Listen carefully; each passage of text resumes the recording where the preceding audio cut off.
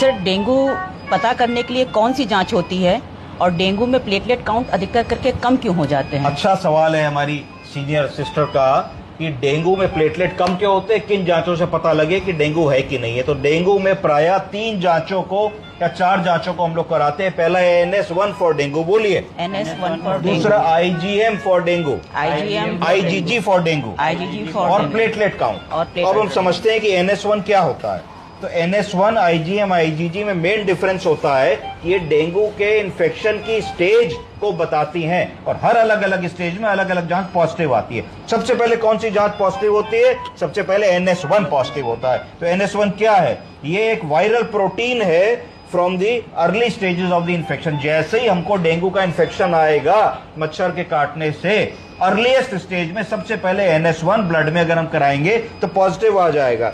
ये क्यों इंपॉर्टेंट होता है? क्योंकि ये बहुत ही अर्ली अपीयर हो जाता है और पहले दिन से लेकर 90 दिन तक बुखार आने के NS1 की जांच ब्लड में पॉजिटिव आती है। NS1 का टेस्ट क्यों बहुत जरूरी है? ये इसलिए जरूरी है क्योंकि अर्ली डायग्नोसिस के बारे में बताता है और ये जब एंटीबॉडीज बनना शुरू होती हैं ब्लड में डेंगू के अगेंस्ट, उससे पहले डिटेक्ट हो जाता है। इसका मतलब क्या हुआ कि IgM IgG की जांच तभी पॉजिटिव आएगी जब एंटीबॉडीज बन चुकी होंगी, तो NS1 उससे पहले पॉजिटिव आ जाएगी। अब IgM क्या होता है? ये पहली एंटीबॉडी होती है जो हमारे इम्यून सिस्टम के द्वारा बनाई जाती है जब वो डेंगू के वायरस से लड़ाई कर रहा होता है और फाइट कर रहा होता है। ये इन्फेक्शन या मच्छर काटने के बाद या बुखार आने के 3 से 5 दिन बाद, फीवर के ऑनसेट के बाद बनती है और कई बार 2 से 3 महीने तक पॉजिटिव रहती है।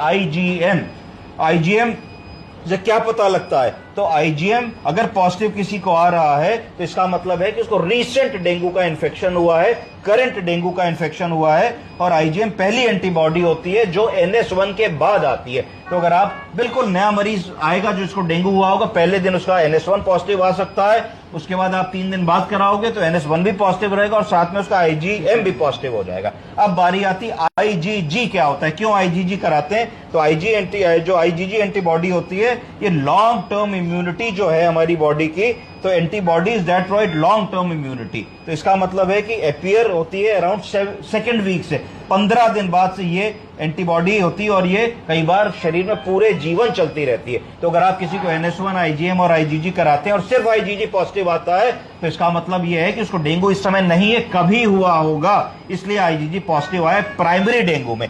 एक आइडेंटिटी होती है सेकेंडरी डेंगू। सेकेंडरी डेंगू का मतलब है एक बार हो चुका है फिर से हुआ है। उस केस में कई बार ऐसा होता है कि IgG बढ़ जाती है और NS1 और IgM कई बार नहीं बढ़ता। तो ये